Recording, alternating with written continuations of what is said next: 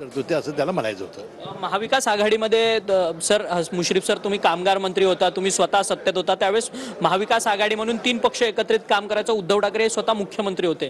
काल राज्याचे मुख्यमंत्री एकनाथ शिंदे यांनी एका वृत्तपत्राला मुलाखत देताना सांगितलं की त्यावेळेस उद्धव ठाकरे यांचा डाव होता की प्रवीण दरेकर, आशिष शेलार आणि प्रसाद लाड यांना कुठेतरी जेलमध्ये टाकण्याचा डाव होता, असं इंटरव्ह्यू मध्ये एकनाथ शिंदे यांनी खुलासा केला.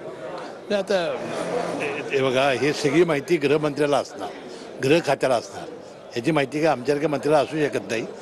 ज्या अर्थी त्यांनी असं वक्तव्य केलं त्याच्याकडे पुरावे असतील. परंतु तुम्ही त्यावेळेसचे कामगार मंत्री होता, कॅबिनेट मंत्री होता, या संदर्भातल्या काही हालचाली तुमच्यापर्यंत येऊन या गोष्टी मंत्र्यांना माहिती असत नाहीत. त्या विभागाच्या मंत्र्यांना त्यांच्या खात्याला माहिती असतं. ज्या अर्थी एकनाथ शिंदे साहेबांनी जबाबदारी वक्तव्य केलेलं आहे. आता हे राज्याचे मुख्यमंत्री म्हणून सर्व खात्याचे प्रमुख आहेत, त्यांना काही माहिती असेल, त्याच्याकडे पुरावे असतील, त्यामुळे ते बोलले असतील. खरं तर आत्ताचे सध्याचे मुख्यमंत्री एकनाथ शिंदे यांनी अजून एक खुलासा केलेला आहे की उद्धव ठाकरे यांना स्वतः मुख्यमंत्री व्हायचं होतं, त्यामुळेच त्यावेळेस शरद पवार यांच्याकडे माणसं पाठवली गेलेली होती उद्धव ठाकरेंनी. या संदर्भातली काही तुम्हाला माहिती आहे, काय तथ्य वाटतं? कारण की नवनवीन खुलासे इंटरव्ह्यूच्या माध्यमातून आत्ताचे मुख्यमंत्री एकनाथ शिंदे करताना पाहिले.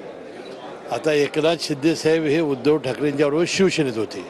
त्यांना करेक्ट काय ते माहिती असल्याशिवाय ते बोलणार नाहीत. आता त्यांच्या पक्षाची मला काय माहिती असण्याची आवश्यकता नाही. म्हणून एकनाथ शिंदे साहेबांची काहीतरी खात्री झाली असेल त्यामुळे ते बोलत असतील. यंदा कोल्हापुरातलं राजकारण सर यंदा फारच तापलेलं आहे. खरं तर छत्रपती शाहू महाराज विरुद्ध संजय मंडलिक असा संपूर्ण वाद, संपूर्ण निवडणूक लढत जी संपूर्ण हाय व्होल्टेज होताना पाहायला मिळते. तुम्ही संजय मंडलिकांच्या सोबत उभे आहात महायुती म्हणून. यंदाची निवडणूक किती अवघड वाटते, किती सोपी वाटते काय? नाही, नरेंद्र मोदींनी गेल्या 10 वर्षामध्ये जे पंतप्रधान म्हणून काम केलं आहे त्याच्यावर सगळे लोक खुश आहेत.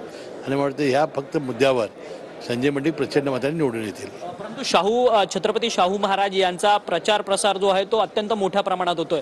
बंटी पाटील जे त्यांच्या पाठीशी उभे आहेत, काँग्रेसचे जिल्ह्यातले नेते आहेत कोल्हापूरमधले, ते म्हणतात आहेत की यंदा आमचा विजय निश्चित आहे, कारण की गेल्या 10 वर्षातलं तोडाफोडीचं राजकारण जे आहे ते स्वतःहून सर्वांनी पाहिलेलं आहे. म्हणून मी श्रीकृष्ण म्हणून संजय मंडलिकांच्या बरोबर आहे, त्यामुळे संजय मंडलिक निवडून येतील. खरं तर आपण पाहिलं की एक अत्यंत महत्त्वाचं विधान जे आहे ते संजय मंडलिक यांच्या विजयाच्या संदर्भात